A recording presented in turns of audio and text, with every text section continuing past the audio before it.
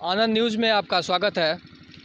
मैं तमाम दर्शकों को इस नालंदा के धरोहर में, नालंदा के खंडहर में स्वागत करता हूं। जैसा कि आप जानते हैं कि नालंदा विश्वविद्यालय भारत का ही नहीं, पूरे विश्व के विश्वविद्यालयों में से सबसे उत्कृष्ट और महान विश्वविद्यालयों में जाना जाता है। तक्षशिला, विक्रमशिला और नालंदा, तीन ऐसे विश्वविद्यालय इतिहास में हुए जो काफ़ी अद्भुत और अपने शिक्षा ज्ञान के लिए पूरे विश्व में प्रचलित और जाने जाते हैं। आप पटना से दक्षिण पूर्व में 70 से 75 किलोमीटर दूर नालंदा जिला में यह अवस्थित नालंदा विश्वविद्यालय अपने स्थापत्य कला के लिए काफ़ी प्रचलित है। बौद्ध धर्म के साथ साथ अन्य धर्म और अनेक देशों से लोग यहाँ आके शिक्षा ग्रहण करते थे। इसकी जो ऐतिहासिक धरोहरता है, इसकी जो कलाकृति है, वो आप तमाम लोग यहाँ देख सकते हैं जो दृश्य यहाँ है। और मैं बताना चाहता हूँ कि इस कलाकृति में लगभग 300 कक्ष हैं और 300 कक्ष के साथ साथ कुमारगुप्त ने 5वीं शताब्दी में इसका निर्माण किया था। उसके बाद 300 कक्ष, कई मंदिर, कई अवशेष हमें देखने को मिला, जिसका हमने घूम घूम के आकलन किया। आप लोगों को भी घूम घूम कर दिखाएंगे। कुछ लोग एक हमारे साथ यहाँ पे हैं, इनसे जानते हैं कि क्या विशेषता है। सर, आप कुछ हमें बताइए, नालंदा जो ये विश्वविद्यालय है, इसके खंडहरों के बारे में हमें और हमारे दर्शकों को कुछ आप अवगत कराइए। तो आपका सबसे पहले हमारे चैनल पे स्वागत है। आप बताइए तो वो जो सबसे बड़ा वहाँ खंडहर में, अपने गोलू से कहूँगा को दिखाए कि वो खंडहर सर क्या है। वो टेम्पल है, मंदिर है, एक टेम्पल है। अच्छा, और ये सब क्या है? ये सब स्तूप है। स्तूप है। ओह, अच्छा। समाधि है यहाँ पे। अच्छा। ये सब जो भी इधर देख रहे हैं सब समाधि इधर है। तो कहाँ कहाँ से लोग इसको देखने के लिए आते हैं? सभी देशों के आते हैं। सभी देशों के लोग आते हैं। अच्छा, तो इससे तो भारत सरकार का जो इकोनॉमिक कंडीशन है वो सुधार होता होगा। अच्छा। तो और ये इधर क्या है? ये भी टेम्पल ही है। अच्छा, ये भी टेम्पल ही है ना? हाँ, मंदिर है। तो जैसा कि आप देख सकते हैं कि ये, मैं गोलू से चाहूँगा कि वो दिखाए, ये जो दृश्य है ये टेम्पल है और नालंदा का जो खंडहर है उसमें टेम्पल काफ़ी स्थापत्य कला का नमूना आप अपने सामने देख सकते हैं। चाहेंगे कि ना गोलू आए इधर और आराम से आए धीरे से, और ये खंडहर का जो मनोरम दृश्य है वो लोगों को, हमारे दर्शकों को दिखाए। आप देख के अंदाज़ा लगा सकते हैं जो स्थापत्य कला हमारे देश का कला है वो काफ़ी उत्कृष्ट और मनोरम है। इसमें जो ईंट का प्रयोग किया गया है, ये लग रहा है कि ये पत्थर है, ये ईंट नहीं है, ये पत्थर जैसा, पत्थर को तराश के इसको शायद बनाया गया होगा। और सबसे मनोरम चीज़ जो है यहाँ की आकृति और कलाकृति, जो यहाँ के कलाकार रहे होंगे वो किस प्रकार से, कितनी अपनी क्षमता से और कितनी कलाकृति के साथ इसको दर्शाए होंगे, आप देख सकते हैं। ये दृश्य देखिए, ये कितना अद्भुत दृश्य है। ये सब देखिए दृश्य, इस दृश्य से लगता है कि अभी जो नए नए डिजाइनर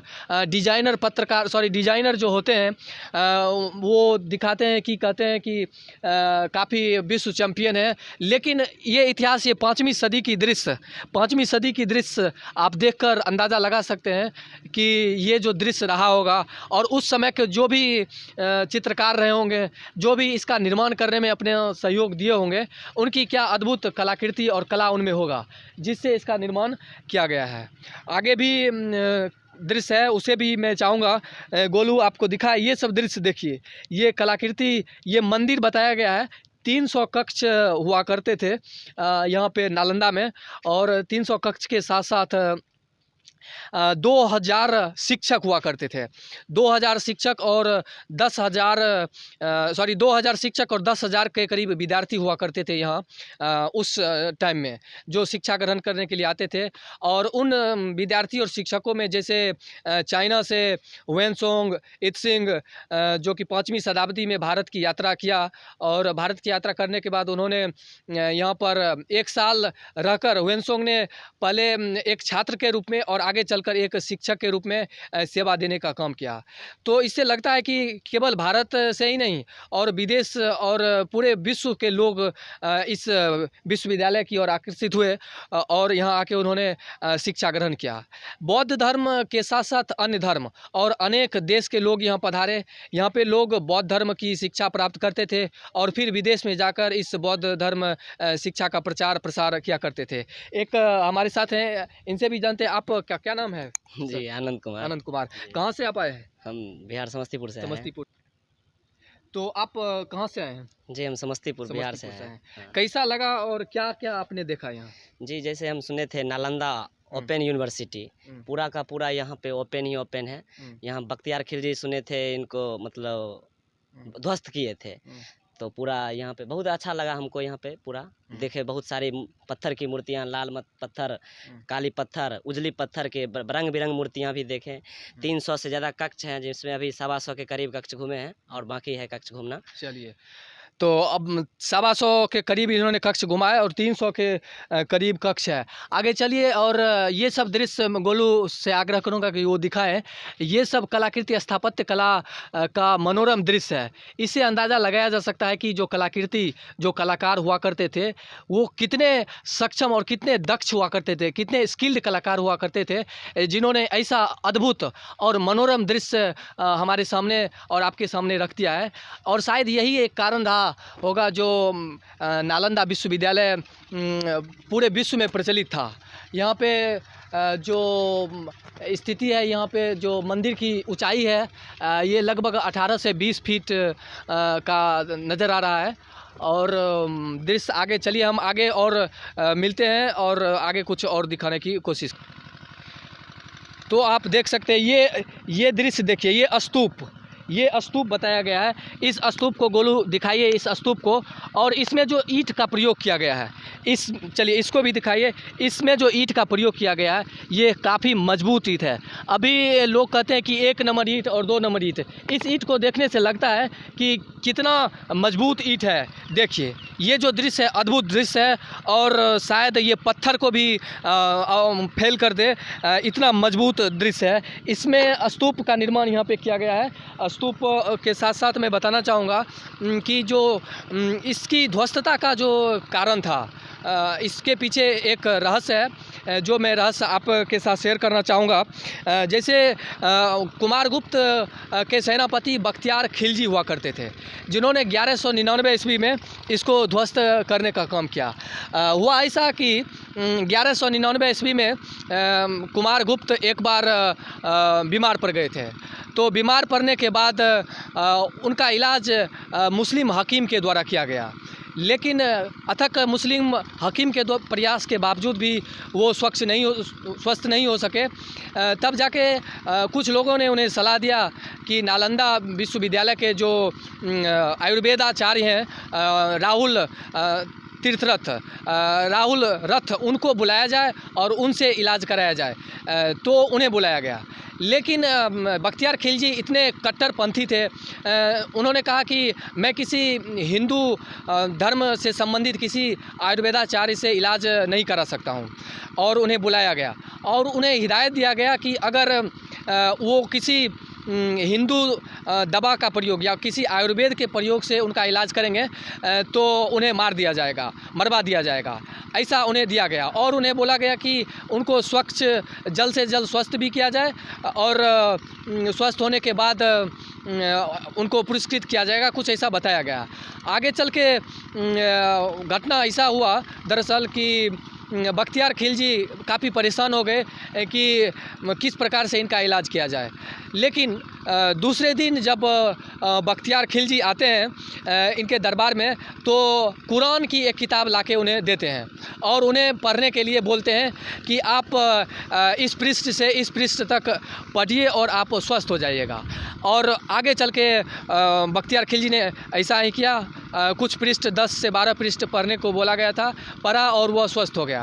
और स्वस्थ होने के बाद उसे पुरस्कृत न करने के बजाय और उसे काफ़ी कुछ कहा गया, काफ़ी उन्हें प्रताड़ित किया गया और 1199 ईस्वी में उन्होंने इस गोलू दिखाइए जो दृश्य आप देख रहे हैं, इस महाविद्यालय को ध्वस्त कर दिया, इस महाविद्यालय को जला दिया गया।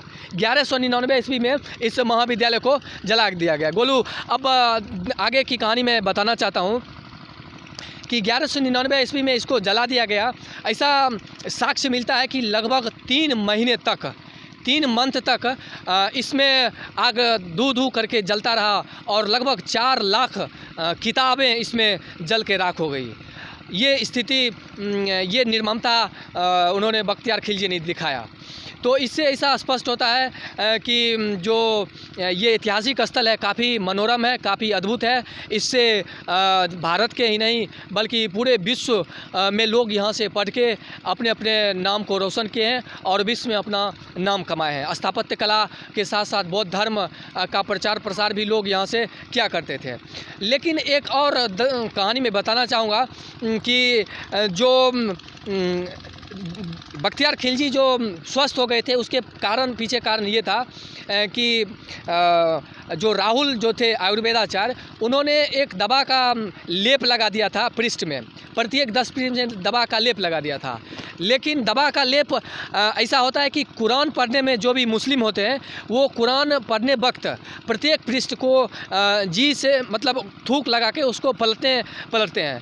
तो प्रत्येक पृष्ठ पलटने वक्त दवा का लेप उसके मुंह में चला जाता था और शायद यही कारण रहा होगा कि बख्तियार खिलजी स्वस्थ हो गया। लेकिन स्वस्थ होने के बाद उन्होंने इसे यह कहकर जला दिया, इसे ध्वस्त करवा दिया कि भविष्य में चल के कोई ऐसा ज्ञानी हिंदू धर्म में नहीं हो सके, इसलिए उसने इसको जला दिया। और अद्भुत दृश्य आप दर्शन कर सकते हैं और यही कहानी इसके पीछे, इसकी ध्वस्ता के पीछे ये कहानी है। गोलू, ये सब दिखाइए, ये आप स्तूप देख सकते हैं, ये स्तूप है, ये मंदिर है और मंदिर के साथ साथ ये तमाम स्कूल, 300 कक्ष, 2000 शिक्षक, 10,000 विद्यार्थी के करीब रहा करते थे। ये सब दृश्य है। आगे भी चलेंगे और आगे चलने के बाद हम कुछ दृश्य आपको दिखाएंगे। गोलू, चलिए आगे चल के लोगों से और मिलते हैं कि कुछ। तो आइए, एक हमारे सामने एक आए हैं चेन्नई से और इनसे बात करेंगे और जानने की कोशिश करेंगे कि नालंदा आकर उन्हें कैसा फील हुआ और क्या सब उन्होंने देखा और कैसे उन्हें नालंदा आने को प्रेरित किया गया। Sir, what's your name? My name is doctor Shantam. Oh, doctor Shantam. Oh, तो ये डॉक्टर साहब हैं, मतलब शायद PhD। Oh, very nice. Sir, welcome to Bihar. Yeah, thank you. How do you feel and what do you see here in Bihar? It is a cultural heritage, no, Yeah. बहुत अच्छा वाला cultural heritage है। अच्छा। पुराने क्या इतना बड़ा स्थान बन दिया, कितना साल के पहले, लगभग 1200 साल के पहले ही बना दिया ना। क्या सब देखा आपने यहाँ? हम सारे इसका आर्किटेक्चर कैसा है देखा। अच्छा। कमरा भी है, अच्छा कमरा है, अच्छा ब्लॉक है, थोड़ा ऑडिटोरियम ऐसा जगह भी मिल रहा है। तो कैसा लगा बिहार में आने के बाद आपको? कैसा लगा? It is looking very nice. Very nice. चलिए, बहुत बहुत धन्यवाद आपका और धन्यवाद। चलिए, कुछ और इनके साथ हैं। Sir, from where you are? Yeah, I'm from Chennai, but living in New Zealand. Oh, you are living in New Zealand. Yes. How do you feel to visit Bihar? Oh, it's really quite cool. I have been to different parts of the world, Yeah. but I personally feel that Bihar is quite good.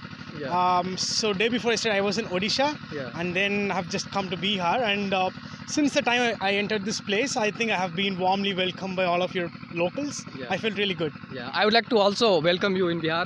Yeah, thank you very much. And how you know about Nalanda Vishwavidyalaya? Of course, it's because of my father. I think he's been working at Jharkhand Ranchi for the past couple of years. Yeah. So he suggested that we should actually try visiting Bihar and especially Nalanda University. Nalanda. The last time my dad came here, he was not able to enter inside because of COVID restrictions. Yeah. So this time we were lucky enough to just come in and then have a look at this wonderful university. Oh. It's really quite cool. Oh, thank you. And after this place, where are you going to visit? So after Bihar, I think we are going to Jharkhand, Yeah. and we'll be staying at Ranchi for the next 3 to 4 days. and I'll be going back to Chennai. After that, maybe I'll be going to Bangalore and other places. I'm returning back to New Zealand by September this year. अच्छा Yeah. अच्छा can you give some experience about of in New Zealand? What different you got between India and New Zealand? Both are really wonderful countries. Yeah. I love India and I love New Zealand. So Yeah. both are like my two homes, like two eyes. Yeah. The speciality about New Zealand is that it's one of the most cleanest countries in the world, Yeah. and it's lush green everywhere, Yeah. and also the environment is quite clean and the people are extremely friendly, and it's one of the most diversified countries across the world. That's the good part of New Zealand. चलिए बहुत बहुत धन्यवाद. Thank you very much and very nice to talk to you. Yeah, likewise. Thank you very much. Thank you. See you. Cheers. Thank you.